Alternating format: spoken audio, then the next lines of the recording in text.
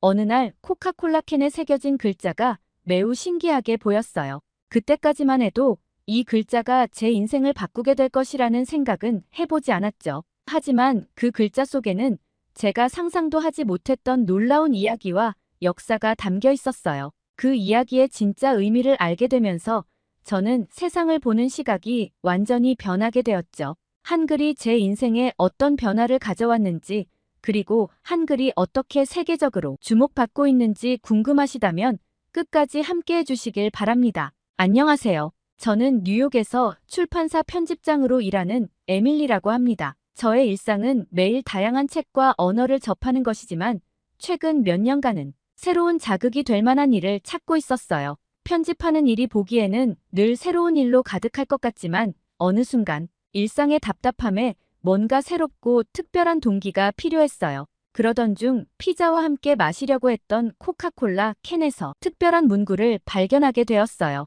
세계적인 기업인 코카콜라가 130년 역사상 처음으로 비영어권 언어인 한글을 사용한 제품이었죠. 코카콜라 캔에 새겨진 한글은 단순한 광고 문구가 아니라 그 자체로도 매우 독특하고 아름다웠어요. 곡선과 직선이 조화롭게 어우러져 있던 그 글자들은 단순한 디자인이 아닌 더 깊은 무언가를 숨기고 있는 듯했죠. 뉴욕에서 출판사 편집장으로 일하고 있는 저에게 언어와 문자는 익숙한 것들이었지만 그날의 한글은 달랐어요. 알파벳과 한자가 아닌 독특한 글자가 저의 인생에 새로운 자극을 주었고 그 길로 저는 한글의 세계에 몰두하게 되었습니다. 저는 출판사 편집장으로서 매일 수많은 문자와 언어를 접합니다. 다양한 글과 책을 편집하면서 늘 새로운 내용을 접하지만 최근 몇 년간은 정체기에 빠져 있었어요. 일상이 따분했고 지루했으며 일에 대한 스트레스가 너무 많아 그냥 아무것도 하기 싫었어요. 출판계에 오래 몸담고 있으면서 날마다 언어와 문자를 접했지만 솔직히 문자 그 자체에 대한 깊은 호기심은 없었어요. 그러던 어느 날 같이 근무하는 직원이 사온 코카콜라 캔에서 한글 문구를 보고 나서 제 마음은 새로운 방향으로 향했습니다. 정말 우연이었고 전에 한류 문화와 한글을 본 적은 있었지만 솔직히 별 감흥이 없었어요. 하지만 이날은 무슨 생각이었는지 그 글자 모양에서 시선을 떼지 못했어요. 코카콜라 역사상 비영어권 언어로는 처음으로 사용된 이유가 뭘까? 수많은 나라의 문자가 존재하는데 왜 하필 한글일까라는 질문에서 시작된 호기심은 한글이 가진 특별한 의미를 찾는 시작으로 이어졌어요. 전 세계에 코카콜라를 모르는 사람은 없잖아요. 웬만한 패스트푸드 음식에서 콜라를 곁들이지 않으면 음식을 먹은 것 같지 않을 정도로 콜라는 패스트푸드와 찰떡궁합이죠. 세계 제1의 음료를 만드는 회사가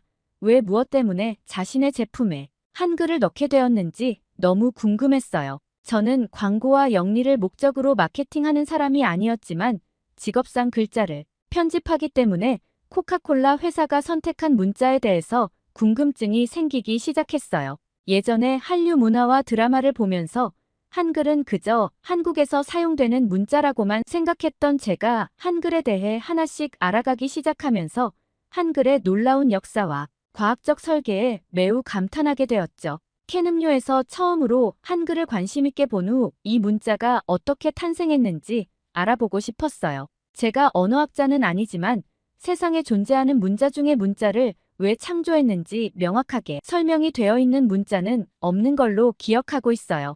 그냥 전해져 내려오면서 문자가 발달되고 알맞게 사용하는 게 문자잖아요. 그런데 놀라웠던 것은 한글은 15세기 조선의 세종대왕에 의해 창제된 문자라는 사실이었어요. 그리고 그 문자를 만드는 과정도 매우 험난했고 자신의 건강에 치명적으로 좋지 않음에도 백성들을 위해서 한 나라의 군주가 살신성인을 했다는 믿기 어려운 사실이었어요. 우연찮게 한글 창조 과정을 조사하면서 한글 역사를 알게 되었고 세종대왕을 알게 되면서 저는 한글에 아무런 관련이 없는 외국인인데도 그냥 놀랍고 존경심이 생겼어요. 특히 세종대왕이 한글을 창제하기로 결심한 배경에 관심을 가질 수밖에 없었어요. 그래서 한글의 기원에 대한 조사를 해봤어요. 그 결과 한글은 15세기 조선의 위대한 왕 세종대왕이 창제한 문자라는 사실을 알게 되었죠. 당시 조선은 한자를 사용했지만 그 복잡한 문자 때문에 일반 백성들은 글을 배우고 쓰기가 거의 불가능했다고 해요. 조선 사회에서 글을 아는 사람은 주로 지배층이었고 백성들은 법이나 명령을 제대로 이해하지 못한 채 살아가야 했어요. 세종대왕은 이를 매우 안타깝게 여겨 백성들이 쉽게 배울 수 있는 문자를 만들겠다는 결심을 했다고 합니다. 하지만 세종대왕이 한글을 창제하려고 했을 때 조선의 사대부들은 강력하게 반대했다고 해요. 그들은 유교 사상을 따르는 엘리트층으로 중국의 한자를 숭배했기 때문에 한글 창제를 매우 불쾌하게 여겼다고 합니다. 당시 사대부들은 백성들이 쉽게 글을 배운다면 나라의 질서가 무너질 것이다 라는 이기적인 생각을 가지고 있었던 것 같아요.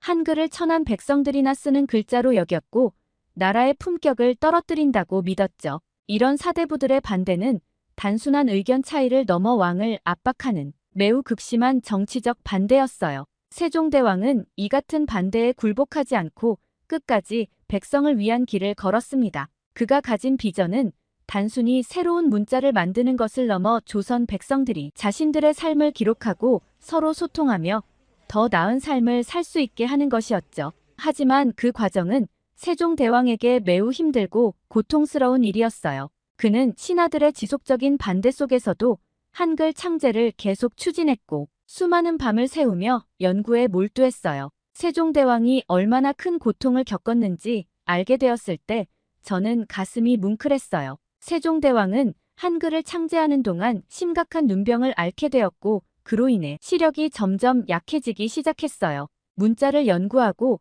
글자를 새로 만드는 과정에서 그의 건강은 점점 악화되었죠. 하지만 그는 이 고통 속에서도 포기하지 않았어요. 그는 눈이 잘 보이지 않음에도 불구하고 계속해서 연구를 진행했고 신하들이 반대할 때마다 더 강하게 그 뜻을 밀고 나갔어요. 실제로 그의 시력이 크게 악화되면서 한때 눈이 거의 보이지 않는 상태에 이르렀다는 기록도 있죠. 세종대왕의 고통은 단순한 신체적 고통에 그치지 않았어요. 그는 신하들의 반대와 조롱을 받으며 정치적 압박에도 시달렸습니다. 사대부들은 세종대왕에게 왜 그렇게까지 백성들에게 신경을 쓰느냐고 물으며 그의 결정을 비난했어요.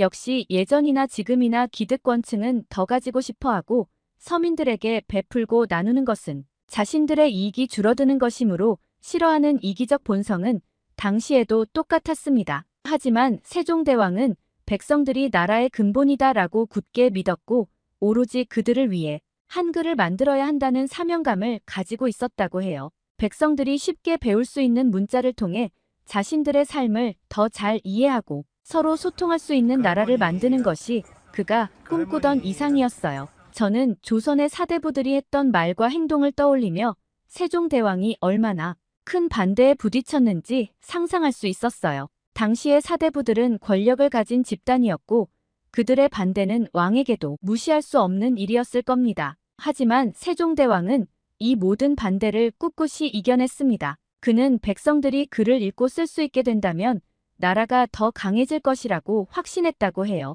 세종대왕은 자신이 옳다고 믿는 일에 결코 굴하지 않았고 끝까지 한글 창제를 밀고 나갔습니다. 그는 한글이라는 문자가 완성되기 전에는 결코 포기할 수 없다는 마음으로 모든 고통을 이겨냈던 걸로 보입니다. 저는 자료를 읽으며 비록 외국인이지만 세종대왕의 깊은 결단력과 백성을 향한 사랑에 너무너무 깊은 감동을 할 수밖에 없었어요. 한 국가의 최고 권력자가 편하게 여생을 보낼 수 있음에도 몸소 백성들을 위해 살신성인했다는 사실은 세계 역사상 정말 보기 드문 일이거든요. 우여곡절 끝에 세종대왕의 헌신 덕분에 한글은 어렵게 완성을 시켰습니다. 그런데 한글은 그저 흔한 문자가 아니라 과학적으로도 매우 혁신적인 문자였어요. 세종대왕은 한글을 만들 때 발음기관을 본떠 자음을 설계했다고 해요. 예를 들어 기역은 혀가 목구멍에 닿는 모양을 본떴고 미음은 입술 모양을 시옷은 이빨과 혀의 모양을 본떠 만들었다고 해요. 이를 통해 처음 한글을 접하는 사람들도 쉽게 발음과 글자의 연결을 이해할 수 있게 된 거예요. 저는 실제로 한글을 배우면서 이런 부분에서 굉장히 직관적이라는 느낌을 받았어요. 처음 보는 글자라도 그 발음을 자연스럽게 추측할 수 있다는 점이 매우 흥미로웠죠. 또한 한글의 모음은 조선시대의 철학적 사상을 반영하여 천지인 개념을 기반으로 만들어졌다고 해요. 이는 사람을, 은은 땅을, 점은 하늘을 상징하는데 이는 한글이 단순히 음성을 표현하는 글자가 아니라 조선의 철학과 사상까지 담고 있다는 것을 보여줍니다. 저는 이 이야기를 들으면서 한글이 얼마나 깊은 의미와 구조적 아름다움을 지니고 있는지를 다시 한번 깨달았어요. 한글은 자음과 모음을 조합해서 수많은 소리를 만들어낼 수 있는데 덕분에 외국인들도 배우기 쉽다는 사실이 놀라웠어요. 저 역시 한글을 배우면서 몇 시간 만에 간단한 단어와 문장을 읽을 수 있었고 이 문자가 얼마나 직관적이고 과학적으로 설계되었는지를 몸소 느낄 수 있었어요. 한글은 매우 체계적이고 논리적이며 배우기 쉬울 뿐만 아니라 다양한 소리를 정확히 표현할 수 있는 세상에서 가장 독창적인 문자인 거죠. 세종대왕은 자신의 몸이 망가지면서까지도 백성들을 위해 끝까지 헌신했고 그 결과로 한글이라는 세계적으로 우수한 문자가 탄생할 수 있었습니다. 이 모든 과정을 알게 된 그 순간부터 저는 한글을 단순히 문자로만 보지 않게 되었어요. 그것은 세종대왕의 깊은 철학과 백성에 대한 사랑, 그리고 과학적 사고가 집약된 위대한 유산이라는 것을 깨달았기 때문입니다. 세종대왕이 창제한 한글은 당시에도 혁신적이었지만 디지털 시대에 들어서면서 그 효율성이 더욱 두드러지고 있어요. 한글은 자음과 모음을 조합해 수많은 소리를 표현할 수 있다는 점에서 문자 입력의 속도를 극대화시키죠. 실제로 제가 스마트폰이나 컴퓨터에서 영어와 한글을 각각 입력해보면서 그 차이를 실감했어요. 예를 들어 영어로 터마로라는 단어를 입력할 때 알파벳 하나하나를 전부 눌러야 해서 단어가 길어질수록 입력 속도가 더 느려지죠. 하지만 한글로 내일이라는 단어를 입력할 때는 니은의 에와 이응의 이리을을 각각 누르면 글자가 자동으로 조합되어 단 두 글자만으로 완성돼요. 즉 자음과 모음이 모여 빠르게 하나의 글자가 완성되기 때문에 영어보다 훨씬 더 효율적으로 타이핑할 수 있죠. 더 극명한 차이를 느낀 것은 긴 문장을 입력할 때였어요. 예를 들어 I will go to the supermarket tomorrow to buy groceриes라는 문장은 무려 50번 가까이 키보드를 눌러야 입력할 수 있어요. 반면 한글로는 나는 내일 슈퍼마켓에 장 보러 갈 거야 라고 입력하면 자음과 모음을 조합하는 방식 덕분에 상대적으로 훨씬 적은 횟수로 입력을 마칠 수 있어요. 자음과 모음의 수가 제한적이지만 그 조합만으로 많은 단어를 만들어낼 수 있는 한글의 특성이 디지털 환경에서 강점을 발휘하는 것이죠. 한글은 자음과 모음을 순서대로 입력하면 자동으로 하나의 완성된 글자가 만들어져요. 이는 영어처럼 글자 하나하나를 따로 입력해야 하는 언어보다 훨씬 더 빠르고 효율적이에요. 또한 한글의 자음과 모음 조합으로 이루어진 소리 표현이 매우 체계적이기 때문에 글을 쓰는 속도뿐만 아니라 입력 방식에서도 큰 장점이 돋보입니다. 디지털 환경에서는 글자를 빠르게 입력하는 것이 중요한데 한글은 이러한 요구에 완벽하게 부응하는 문자예요. 세종대왕이 만든 이 문자는 단순히 그 시대의 필요를 충족하는 것을 넘어 디지털 시대에도 놀라운 적응력을 보여주고 있어요. 그리고 한글이 가진 또 다른 면모가 바로 한글의 예술적 가치였죠. 한글은 단순한 문자 이상의 아름다움을 담고 있었어요. 곡선과 직선이 조화롭게 어우러진 자음과 모음이 만들어내는 형태는 그 자체로 예술 작품처럼 보였죠. 저는 뉴욕에서 출판사 편집장으로 일하며 많은 언어와 문자를 접해왔지만 한글만큼 시각적으로 아름답고 독특한 문자를 본 적이 없었어요. 그러던 중 저는 뉴욕의 한국문화원에서 진행된 한글 벽 프로젝트에 대해 알게 되었어요. 이 프로젝트는 전 세계에서 수천 명이 참여해 자신이 사랑하는 한글 문구를 제출하고 그 문구들이 하나의 거대한 벽에 새겨지는 일이었어요. 그 과정에서 한글을 잘 모르는 외국인들조차 그 아름다움에 매료되어 이 프로젝트에 적극적으로 참여했죠. 그들이 보낸 문구들은 한국어를 배우며 느낀 기쁨 또는 한글의 조형미에 감탄한 순간들을 담고 있었어요. 가장 인상 깊었던 것은 이 프로젝트에 참여한 사람들의 이야기에 담긴 감동이었어요. 그들은 한글을 단순한 소통 도구로 여기지 않았어요. 서로를 응원하면 기적이 일어날 수 있다. 내 인생 최고의 순간은 아직 오지 않았다. 이와 같은 긍정적이고 따뜻한 문구들이 벽을 가득 채웠어요. 사람들은 자신의 희망과 꿈을 한글로 표현하며 각자의 문장이 벽에 새겨졌을 때 느꼈을 감동은 말로 다 표현할 수 없었을 거예요. 놀라웠던 점은 한글을 전혀 모르는 외국인들도 이 벽 앞에서 한참을 서서 한글의 조형적 아름다움에 감탄하고 그 의미를 나누는 모습이었어요. 이응이응과 같은 동그란 모양의 글자나 니은니은처럼 각진 글자가 기하학적이고도 조화롭게 어우러져서 하나의 예술 작품처럼 보였죠. 벽에 새겨진 한글 문구들은 그들의 언어가 아니었지만 그 문구를 읽고 이해하려는 모습은 정말 감동적이었어요. 한글 벽 프로젝트는 그저 글자를 나열한 벽이 아니었어요. 그것은 전 세계 사람들이 한글의 아름다움과 의미를 느끼고 자신들의 이야기를 한국어로 풀어내며 만들어진 거대한 공감의 예술 작품이었죠. 제가 이 프로젝트를 통해 느낀 것은 한글이 단순한 문자가 아닌 전 세계 사람들을 이어주는 힘을 가진 예술적인 도구라는 사실이었어요. 한글의 조형적 아름다움이 사람들의 마음을 사로잡고 그들이 각자 자신의 이야기를 담아 한글로 표현하게 된 과정은 그 자체로 감동적이었어요.